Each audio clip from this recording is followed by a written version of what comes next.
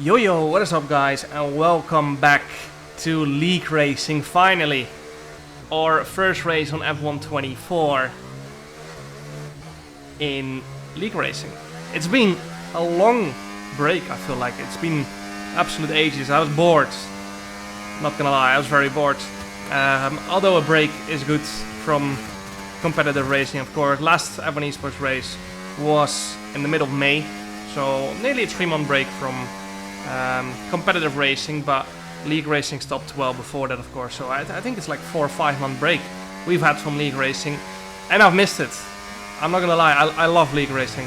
I'm probably gonna do this my whole life, even if I stop with esports. I'm probably still gonna be League Racing, some sort of other. But enough of my life story. Here we are, WR round number 1 around Brazil. Historically seen, not my best track. But I think the last WR round and PSGL round we have raced, I won here. And not gonna lie, I did great in esports around here as well. Started, I think, P14. Of course, had PC issues in F1 esports, and I think I finished P3, even though I got pushed off with a few laps to go. So it was possible to win that race. So perhaps this is becoming one of my stronger tracks. Of course, I tend to focus a lot on my weaker tracks, so I do better on those. And yeah, I think that showed last season in F1 Esports. So here we are, WR round number 1. Not a great first sector. I'm a little bit rusty, not gonna lie. I'm very easily put off with traffic. As you can see there in turn 1, for example, Brandon was getting out of the way in more than enough time, but it just put me off. I'm just a little bit rusty, you know. Of course, on F124 you have to change the ERS modes constantly as well. Of course, a very different game driving-wise as well. It's just a lot to get used to. And of course we practice for it, but then once the pressure is on, it's all a little bit different again, you know. Chat, I'm not gonna lie. And yeah, as you can hear me say there, it wasn't a great lap here. Otis Lawrence took P1 with a 106.5. I think so. And 2 tenths off, maybe 3. as we come across the line, it's 1 tenth off only, actually. 1 tenth off. Which was a bit of a surprise, because it felt like a really bad lap. But in the end, it was enough for P6 in Q1. Only had to use a single set of tires, so that was a very welcoming surprise. That even a bang on average lap put us into Q2, so happy with that. And now we can, start improving in Q2 as we start getting warmed up a little bit. And as you can see here, our first running Q2, used tires, and as you can see, Tom Manley ahead of us. He's ghosting, and the reason for that is because Slipstream is so incredibly powerful on this game that at this distance, driving behind Tom Manley, we would be gaining 2-3 tenths, maybe 4 tenths per lap. Brazil is a short track, so maybe a little bit less, but yeah, that obviously causes chaos in league racing. I think there were a few smaller leagues we didn't have ghosting at the start of this game, and qualifyings were a complete mess. As you can see there, P1 by over a tenth to Nicolas Longa, I think it was. So yeah, once again, phenomenal pace on used tires, just like F123. Yeah, we absolutely wiped the floor with everyone in that first stint on used tires, but doesn't matter too much because we're gonna have to improve. That lap time is most likely not gonna be enough to get into Q3. But it's a strong lap time. As you can see, we've gone on new tires and we didn't improve in the first sector. We're actually half a tenth down at some point. So yeah, Nicolas Longa 106.483. That's 700s faster than what we did on used tires. Otis improves to that 800s. And now, through the middle sector, we have finally started to go green. 400s up as we head into the final corner of this lap. And it's again gonna be a big gain through the final corner. Much better exit as we head through the final corner. Not really a final corner, actually. It's just all easy, flat out. More or less a straight, and it's a 106.454, putting us to P1 ahead of our ex-teammate Jake Benham.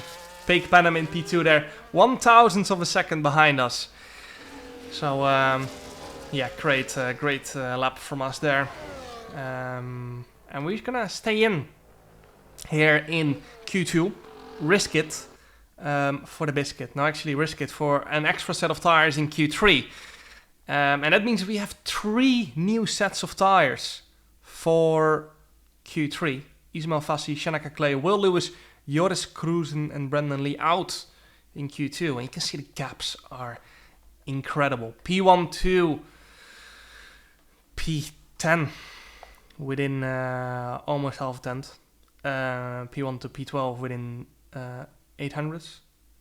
Incredible. Obviously, that's always been a little bit the case on Brazil, but this game, I think, is going to be different when it comes down to gaps. The skill gap, maybe not the skill gap, but the lap time gap is just incredibly little. It seems to be if you make a relatively big mistake, you don't lose that much lap time from it. So yeah, first run here in Q3. We are the only car on the grid with 3 new sets of tires. Otis has 2, and then there's some people who only have 1 set of new tires here in Q3. So decent banker on the board, and now we can start taking big risks, because that 106.3 is the fastest lap time that has been set so far in qualifying, and we're 1/10 up already. Tom Manley improves on us by 300s, but we are 1.2 tenths up on our previous lap, and that's already an incredible lap time. So let's see if we can keep this up and perhaps improve even more. Through the next right hand we go. You can see the back end just wants to step out. It's just on the limit of what the tires allow. Into the next right hand, again under braking. You can see the back end being nervous, and that's what I like. Having lots of front end in the car. 1.5 tenths up into the final sector. Through the final corner we go, trying to get the power down. A little bit of a slide, and we've lost 400 there on the exit. Last sector, chat. And yeah, not a great last sector there. I reckon around half a tenth loss, but we're gonna go across the line. It is gonna be P1 here with a 106.248, over a tenth clear to the rest of the grid, and that is great considering the gaps we had previously in Q2. So onto the final Q3 lap we go then. Final set of tires have been bolted on, and we can take big risk here, and that's what I'm gonna do. 300 loss through the first 2 corners. And yeah, it's a tiny bit more actually, but that's due to ERS usage, I think so. Into sector 2 we go then. I reckon there's more time to gain in sector 2, as we unfortunately didn't quite gain anything through there. Few thousand loss actually, but there's that half a tenth in the final corner, of course, that we can still gain. Into the next right-hander we go, a little bit wide, but we carry the speed. Into the next left-hander, trying to get the power down. A slight loss through there, as we went a little bit too deep in the first part of that section. 200 gain through that right-hander, and now let's see if we can gain that half a tenth back into the final sector. Much more stable on the exit, and you can see we've gained the 300s on the exit. But now the question is, do we have enough ERS to improve on our previous lap? I don't think it's an improvement, chap. Slightly lower on ERS. And yeah, as you can see there, 1,000 slower than on our previous lap, as we had slightly less ERS on that final run down the straight. See if Otis can improve. He is up on us, I think so.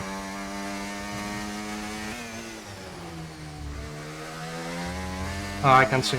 I think he's up.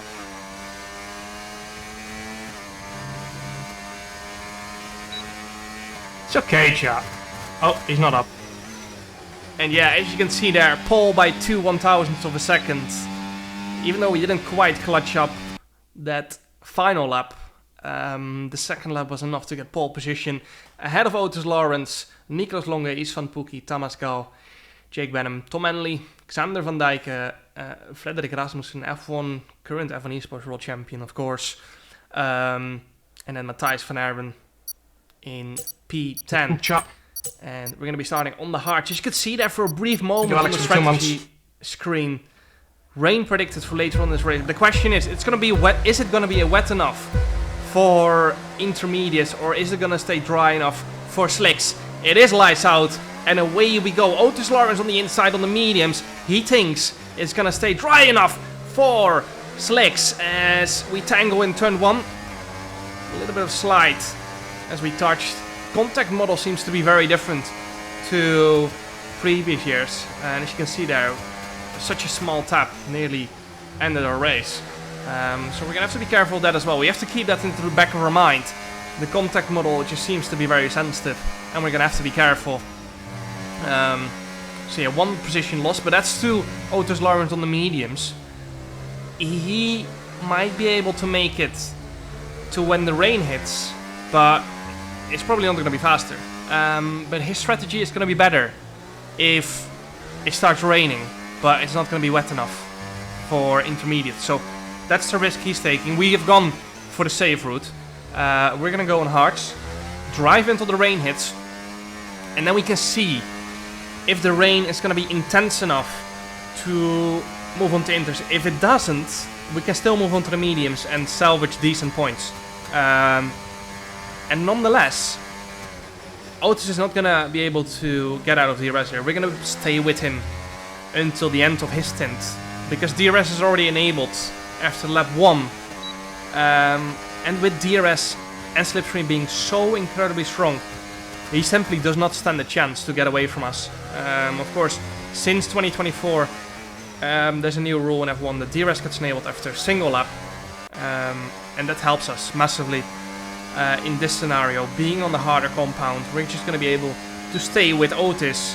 However, we are obviously going to have less space in the middle sector, and we're going to be pressurized by the likes of Easton Pookie and Jake Benham, who have overtaken Nicolas, who's on the hards as well. So Otis, Istvan and Jake all on the mediums, and then me and Nicolas the only ones, I think, in the top 8 on the hards. So we managed to keep track position quite well. But now we are at the disadvantage of not getting DRS on the main straight, and we are not as strong in this middle sector as the medium runners, of course, because the hards just don't have as much grip. So we're just gonna have to accept that we're gonna get re-overtaken by Otis and maybe by Istvan as well on this next straight, because, as I said, DRS is so incredibly strong. And yeah, I think the thing is that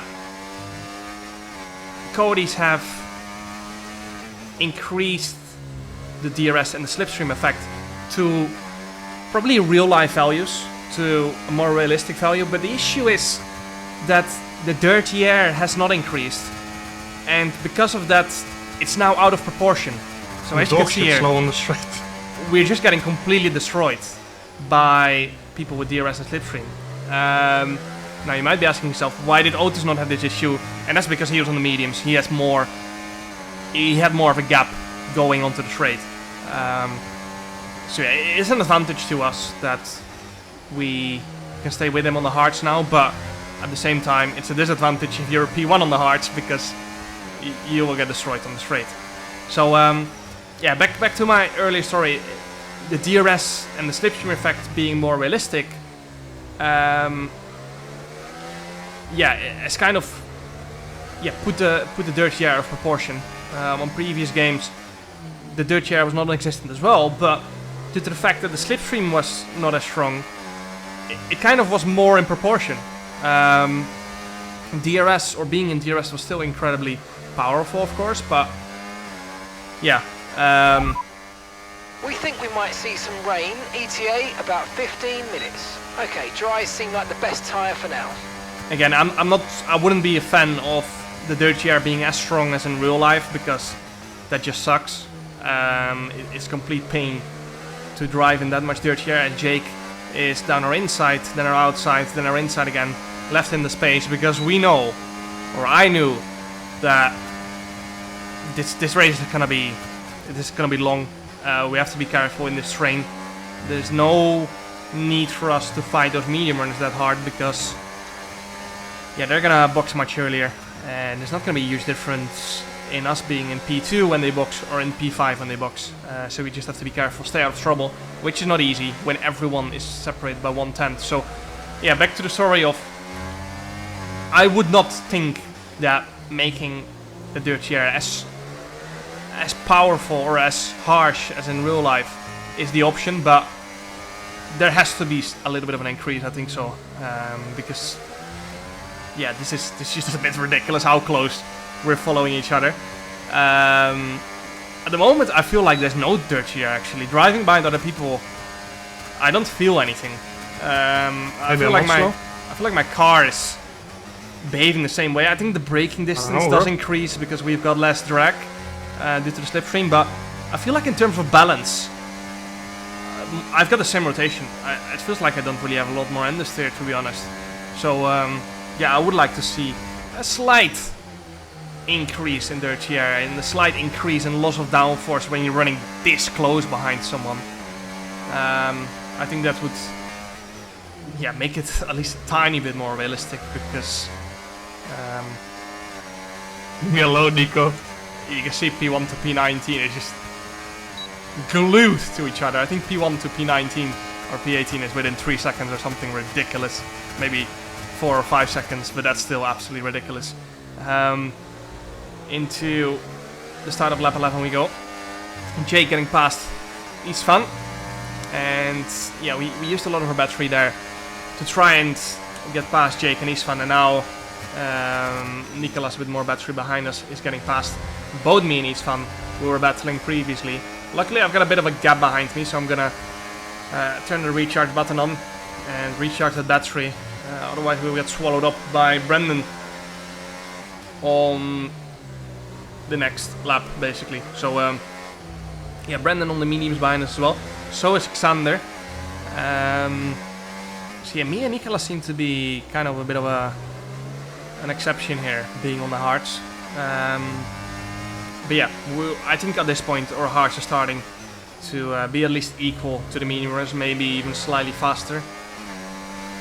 On to the very next lap then, end of lap 12 right here. And as you can see there, Istvan Pukki diving into the pits. Rain is forecast in just over 10 minutes time. Rain in 10 minutes. Dries definitely seem like the fastest tyre at the moment. And yeah, as you can hear there, 10 minutes until rain. And that's music to my ears, as all the medium runners are diving into the pits for a set of hards to try and get to the end of the race. Whereas we are just gonna sit this one out, wait, as Otis dives into the pits as well, and just wait until, yeah, we see what happens with the weather. Those mediumers cannot go, I reckon, until lap 25, lap 26, lap 27, whereas we can get close to that at least. And yeah, we've got a pit stop advantage now, of course. Now, if it does stay slicks, then we're at a disadvantage, obviously. That's a risk. I think there's no safe strategy in this scenario when there's rain coming.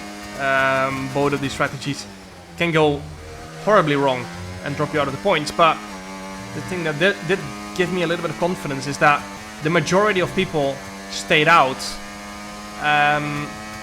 on the hards or on the mediums. You can see Brendan and Xander still on the mediums. So they have extended the stint actually really long. But now it is starting to get wetter and wetter. Lap 21, me and Nico just swap positions for like... ETA on this rain clearing up is about 10 minutes, so just keep your concentration out there, you're doing well. Okay, dries seem like the best tyre for now. Yeah, me and Nico just swap positions for like 6, 7, 8 laps straight, trying to help each other forward in this race, because we're on the same strategy.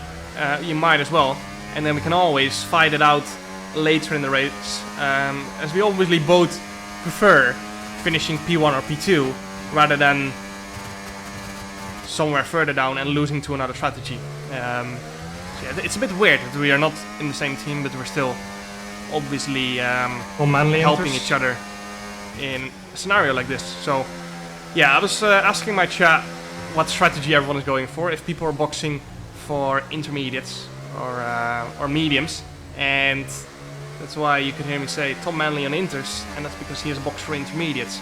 So yeah, majority of people boxing for the inters, you can see the minimum speed there is not there anymore on those hards. You can see I'm struggling to get the power down through the long left-hander, and it is time for inters now, and that means that we have gambled correctly, and all the others that were ahead of us on those mediums Right, let's have you in at the end of this lap, please. might have gambled wrong, unless it dries up before the end of the race and they do not lose a pit stop distance. Banger, chap. That's the question here, because they still got the undercut on us. They're gonna come out far, far ahead, so we're gonna have to catch up and then gain 20 seconds in order for this pit stop to be worth it. But once those slicks stop working, do not have any temperature anymore, it's too wet for them, then we're gonna start gaining seconds per lap, and that's the question. Is that gonna happen? You can see it isn't very wet at the moment. But if it keeps gradually increasing like this, it's gonna be Inters for sure, and those hards are not gonna be working anymore. Istvan Pukki 8 seconds ahead of us. That's what we have to catch, and then we have to extend this gap by 20 seconds. So we've got quite a job to do right here. You can hear Jeff say as well, this rain is only gonna be here for 10 minutes. So in around 10 laps, it's gonna be back to dry ice. So we have 10 laps to gain 28 seconds to Istvan, Jake, and Otis. If it does go back to slicks, but that's the question, of course. Let's keep pushing here. So far this lap, we have already gained 2 seconds. Now, you might be thinking, that's a lot of lap time. But if you think about the fact that we might have to go back to slicks, then that 2 seconds is not enough, because that's going to be a 20-second advantage. If we have to go back to slicks, then we need 2.8 seconds. But then you have to take into consideration again. 10 minutes left of this rain, then we think it's going to dry up. 10 minutes. We're not certain which is the best tyre right now, dries or Inters. You have to take into consideration as well, again, that we might not have to go back to slicks and just drive the last 2-3 laps on a dry track on intermediate. So there's so many variables that can go wrong here, and all we can do is just keep pushing like hell. And you can see we gained a lot in those last 2 laps, because we've already caught up to Istvan and to Jake, and into turn 4 we're gonna go. We're gonna be able to brake so much later, and we're gonna be completely past Jake by the time we get to the apex. Otis Lawrence, the leader, up front, and for the first time since the start, or actually since lap 4 I should say, we are gonna go back into the lead. You can see the grip advantage we have through that right-hander, and up to the lead we go together with Nicolas Longuet. And it's looking like at the moment that this race is going to be decided between me and Nicolas, who is going to have the most pace to themselves in those final 6 laps of this race we're going to head into. Nicolas half second behind us. We are 4.3 seconds ahead of Brandon Lee.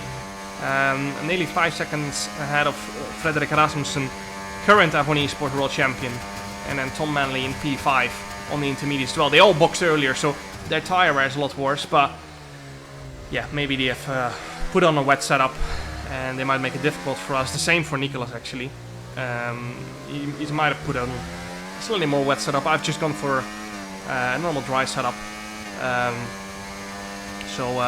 Yeah, 5 laps to go then. The overheating both me and Nicolas and everyone on the Inters I reckon is struggling with is absolutely crazy, by the way, because it is raining, but the track is kind of dry, so the Inters are faster, but the overheating is terrible.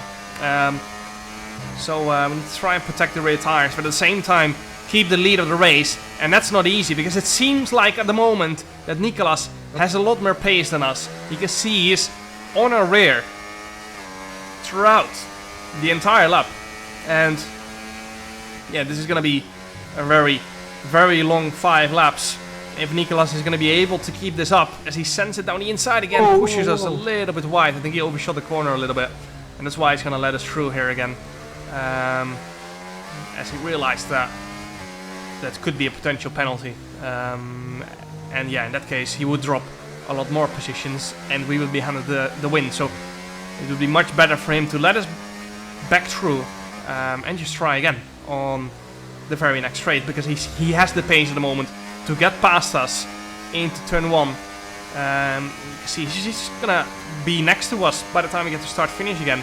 I'm trying to save my battery as well and somewhat defend from him, but he's just fast for the moment. We're gonna squeeze him, just about give him enough room into turn 1. We're gonna brake deep. You can see he's right next to us. We're gonna be on the inside for the right-hander, but we're gonna be back to the inside for this left-hander. Trying to go for a switchback there. We're gonna go defensive. Cover off the inside once again into turn 4, and once again our battery is completely empty. And it might be the same for Nicolas. We don't know. We don't know what his battery is on, of course. And that's what makes this so interesting and hard, because we want to have a full battery to help defend. And as you can see, it is dry. It has stopped raining, and it means the slicks are gonna be back onto the pace. But it's too late for all those people who box from mediums to hards, like Jake, like Istvan, like Otis, because they are into turn 1 at the moment. So yeah, they're way too far behind. Even if the slicks would start being 10 seconds per lap faster per lap now, they would still not make it back to us. They are way too far behind. So yeah, no chance they are getting back to us. Our focus is with Nicolas Longe into turn 1. We're gonna go defensive once again. And yeah, we just don't quite have the battery and the pace. He actually brakes much later in the turn 1 as well. And he moves up into the lead of the race. But he is flashing. Now, I'm not sure if that's ERS flashing or the rain light. I think it's the rain light. But yeah, into sector 2 we go. And as you can see there, DRS has been enabled, and that's gonna make passing Nicolas back suddenly a lot easier. And we're just gonna sit behind till the last lap here, because there's no reason to get past. We're just gonna recharge the battery, sit behind, chill, and then go on the attack in the very last lap. Nicolas trying to get the power down. Overheating is only gonna get worse, of course, from here on, due to the fact we're driving on a dry track with the intermediates, but it's not worth boxing anymore for slicks, because there was only 3 laps to go when it was dry. So the chances of catching back up, I think, are very, very small. Into the final lap of the race, we're gonna go then, and it looks like we got our pace back.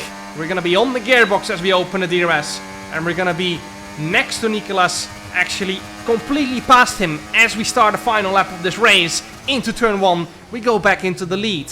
1:14.6 right there, around 5 seconds of the pace of dry lap times. And now it's important that we stay ahead on this very straight and save a bit of battery for that final run up towards start finish. You can see Nicolas is on our gearbox. He is right with us. However, we've got the battery to defend up to the next right-hander, very fast right-hander. So not really a big overtaking opportunity. We've got enough of a gap for Nicolas not to dive bomb us into this next right-hander. I can see the gap in my mirrors in the bottom left and the bottom right. My camera is actually in front of the bottom right one, but we're gonna have enough battery to defend into that final run up to the straight. And you can see Nicolas actually running wide there, and that's gonna help us even more onto this final run. And we're gonna have the gap to cover off Nicolas in this final drag race to the line. It's gonna be pole position to the win in our very first league race on F1 24. Not the shabby, chap. Not the shabby. Think you're biggie with a tier 1. And obviously, we could have not wished for more there. The perfect start to F1 24 in WR. Now, obviously, this is not a full F1 esports grid, so save the comments of you only won because there are no other F1 esports drivers. There's still, obviously, half the grid, there's still F1 esports drivers. And actually, the current F1 esports constructors and driver world champion are here, so it's not like the level is terrible. So yeah, great battle with Nicolas, honestly. Very clean from start to finish. Very hard, but yeah, it was a great battle. We got lucky with the DRS activation, of course. It activated the second Nicolas overtook us, so we got lucky with that, not gonna lie. But we did what we had to do. Didn't make any major mistakes. Got pole position, Qualifying pace was good. Race pace was good. Maybe a little bit rusty here and there, but that's, I think, the case for everyone. Hope you guys enjoyed. Make sure to like, subscribe, and see you guys for the next League Racing video. Ciao. And you are watching one of the great drives of F1 esports.